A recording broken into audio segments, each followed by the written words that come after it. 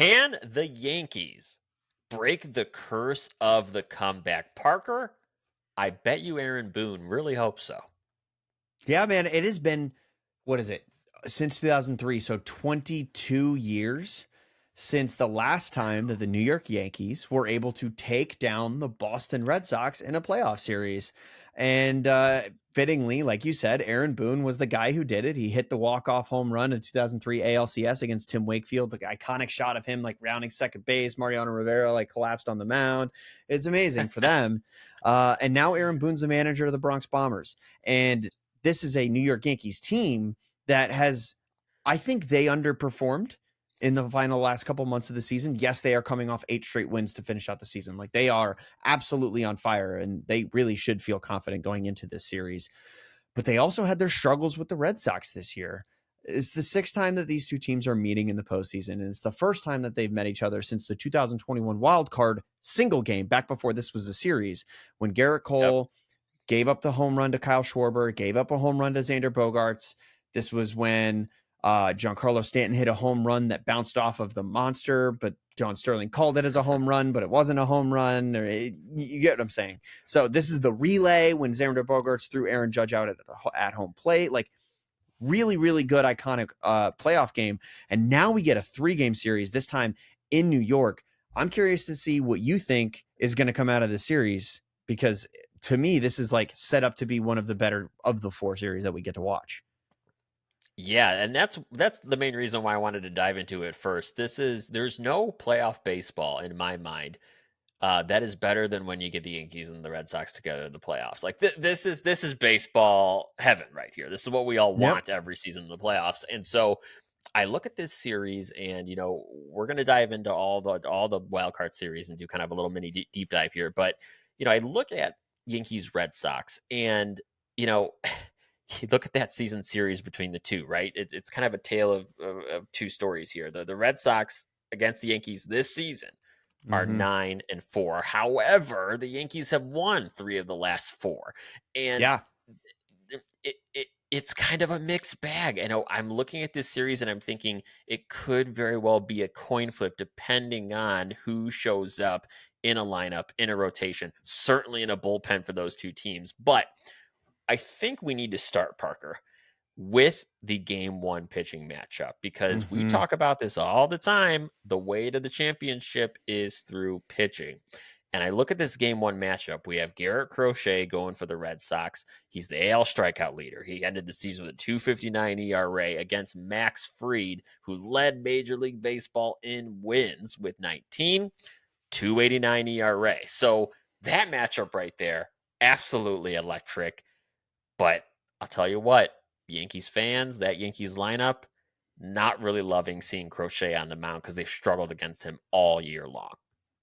Yeah, no, absolutely. So Garrett Crochet has made 4 starts against the New York Yankees, and the Red Sox have won all 4 games. Crochet has the decision, the win in 3 of those games. And the one that he didn't was the one that the Red Sox won in extra innings when Crochet pitched almost a shutout, got to the bottom of the 9th, and Aaron Judge hit a home run.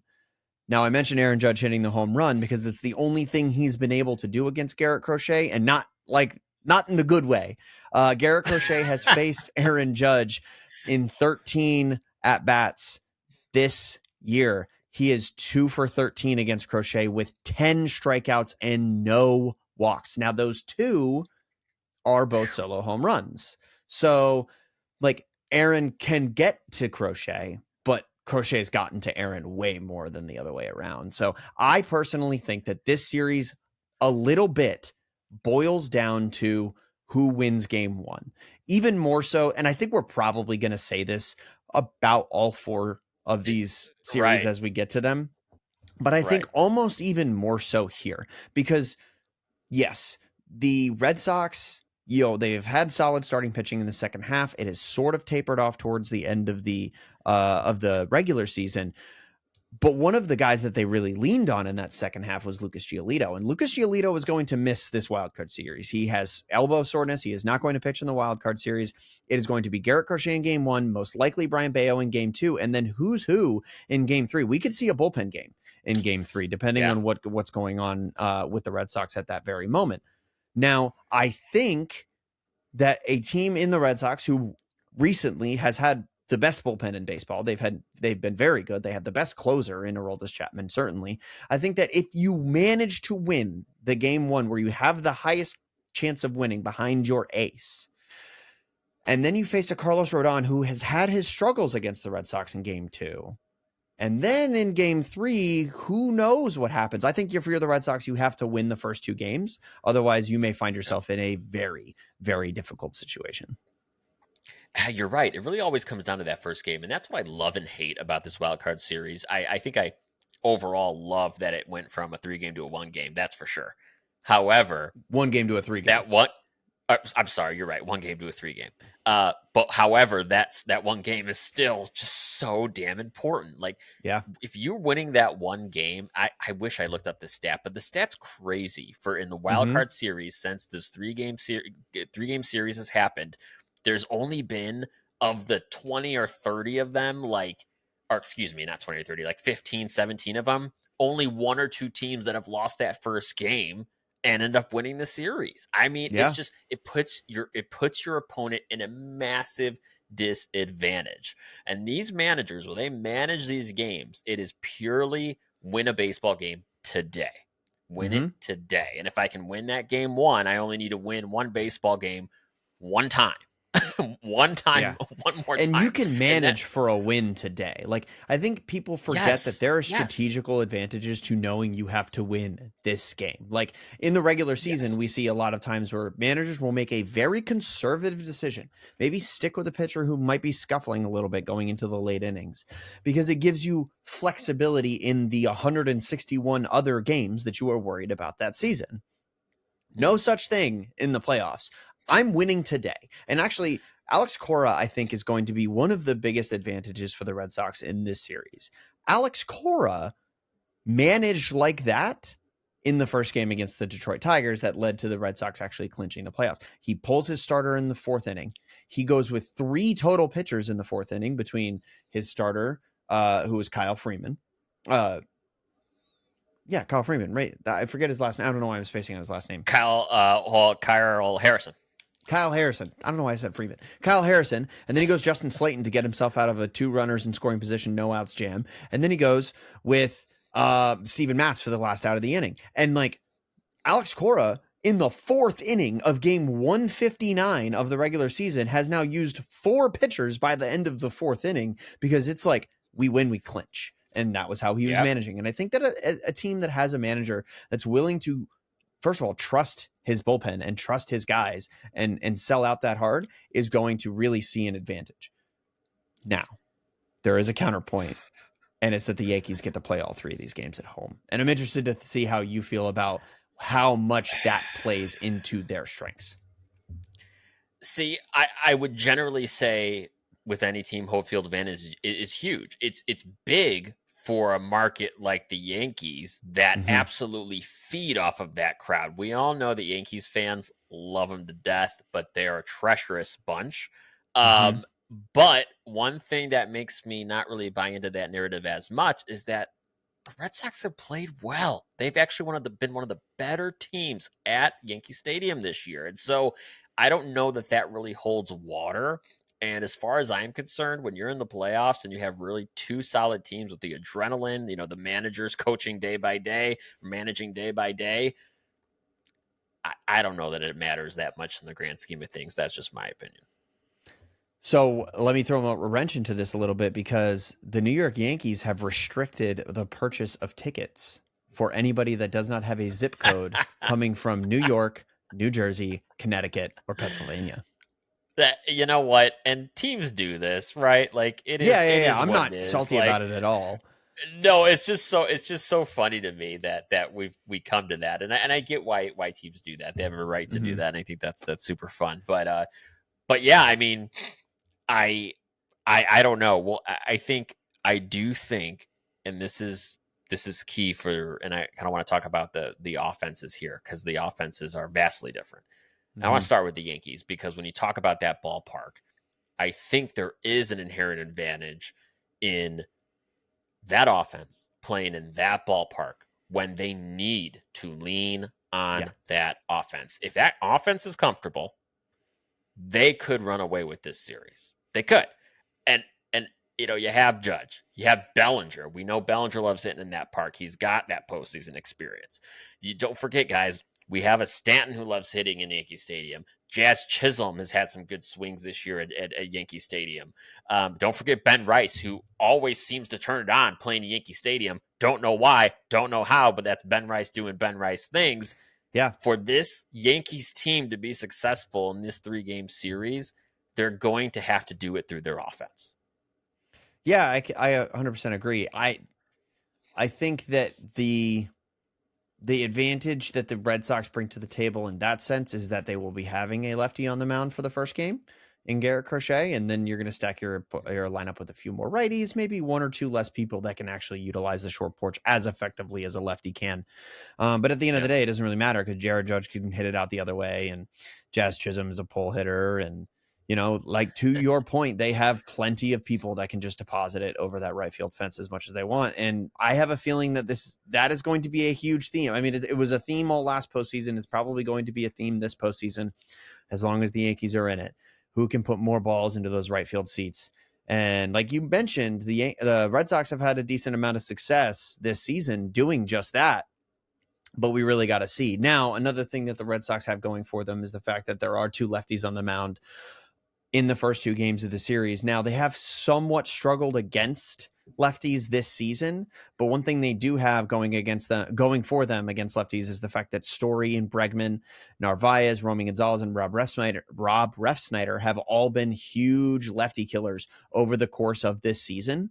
And they're all going to be in the starting lineup against both Fried and Rodon, with a couple guys in Wilyer Abreu and Masataka Yoshida sitting on the bench that can always be brought in the event that a righty reliever is brought in. So I don't know. I think this is going to be maybe the series of the week. I mean, it's easy to say that because of the fact that it's going to be Red Sox Yankees, but I'm excited to see how these two lineups get managed by these managers, Aaron Boone and Alex Cora, and how that actually plays into the results of the series. Yeah, no doubt about it. I want to move on to X factors, kind of what you see as X Mm. factors. Before we do, one last thing I want to say about the offense for these teams. I want to focus in on the Yankees and Trent Grissom, who has been a lightning rod for this team. And I I want to highlight something I saw on MLB Network, which is incredible to me. I think it was Mark DeRosa, one of my favorites. D-Row was breaking down Trent Grissom's new swing and new kind of approach at the plate this year. And this guy came in Yankee Stadium and basically said, "I'm using that right field porch to my advantage." And if Mm-hmm. you look at all of Trent Grissom's home runs, not all of them, most of them, he is there at the plate searching for an inside fastball, and that's his only focus.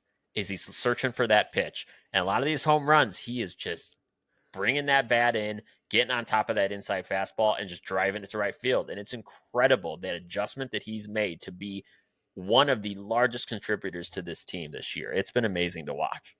Yeah, I couldn't believe it when he became the guy that he has really become this season. Like Trent Grisham was not a guy that I don't think anybody was kept counting on being such a contributor to this Yankees team.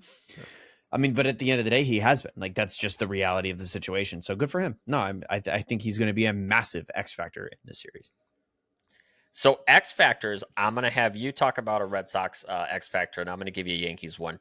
For you, especially as a Red Sox fan, what do you see as the X factor that could really push this team over the edge over this 3-game series? Well, there's two things. I wrote one in our one rundown, but I'm going to go ahead and throw two out there. Number one, I think I mentioned it earlier. It's that bullpen. I think that the bullpen for the Red Sox has turned into quite the strength, and they've actually done a pretty decent job at keeping them fresh over the last couple of weeks. So look for that. I think that there's a lot of guys like a Justin Slayton who's become like the sixth inning guy for the Red Sox. He could easily be the eighth inning guy for a lot of teams. So I look at it as a strength. And I hope that it is a strength as a Red Sox fan. But the biggest thing that I think that the Red Sox are going to lean on in this series is the fact that they do have some of the most elite outfield defense in all of Major League Baseball. Between Cedar Rafaela legitimately contending for a platinum glove in center field, 20 defensive run saves this year from Cedar Rafaela. Absolutely spectacular. And Wilyer Abreu, the reigning right field Gold Glover, I think that he and Cedar are going to come together and put balls that would normally be extra base hits, at least cut them down to singles, or maybe even take them out of play by actually running them down and catching them.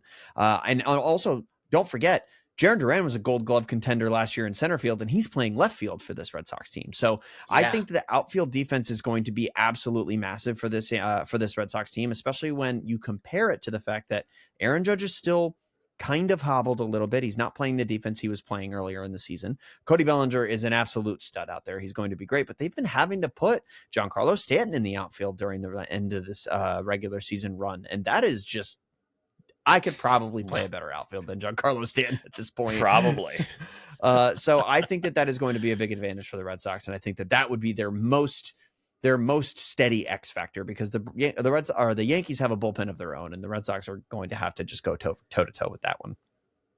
And I'm going to say, for that reason, you said it. The Yankees bullpen really is also their X factor. You know, they're going to come with the offense. We know that. We talked about that rotation of Fried, Carlos Rodon, kind of going to Cam Schlittler or Luis Heel at that point, which are both strong options. But it's going to come down to that bullpen. Now, what's interesting about the Yankees bullpen is it has been on and off all year. However, Brian Cashman fortified that bullpen, remember, at the trade deadline this year. So you have a Bednar who's been consistently strong in the back end of the bullpen. You have Williams, who, albeit inconsistent, but geez, the talent is just there with him. And if he can stay consistent during this postseason with Bednar back there and Williams, that really could be their X factor, and they could have one of the better bullpens rivaling the Padres in this postseason if they get it right. Yeah, absolutely. I really think that this whole thing boils down to what is the story of this series. It is the fact that the Yankees haven't beat the Red Sox, and the Red Sox are going to have to overcome a strong offense from these Yankees. And that's going to be the storyline that this entire series rests on, which is, can Boston's pitching and defense hold up against the power that the Bronx Bombers are bringing to the plate? And I think we're going to be in for a really crazy series. I want to know who your pick is. Who do you think is going to win this series? I was just going to ask you the same thing. Glad you did that. All right. I am going to go. You're going to love this, Parker, but I have a feeling in my bones I'm going Red Sox in 3. Red Sox in 3. Okay. I am. All right. So before I give my prediction, I do want to throw it out there that the Zips projection, which does not predict the series as a whole, it just predicts each game individually. In 65% of all those simulations, when they simulated all 3 games independently, 65% of the time, the Yankees came out the winner. Now, one thing I found interesting about that is, we're going to get to this in another video, if you want to go ahead and click on that one. The Reds-Dodgers series, the Dodgers are 66% favored over the Reds. The powerhouse Dodgers are 66% favored over the Reds. So this is a very similar lane that we find the Red Sox and Yankees series in. I don't give a shit. Red Sox in 2. If they don't win it in 2, they're not winning it in 3. Red Sox in 2. Sox are going to the ALDS. All right, let's stop talking about Red Sox Yankees before Parker gets too big of a head here. We'll be following Red Sox Yankees like we've never seen it before. Let's go.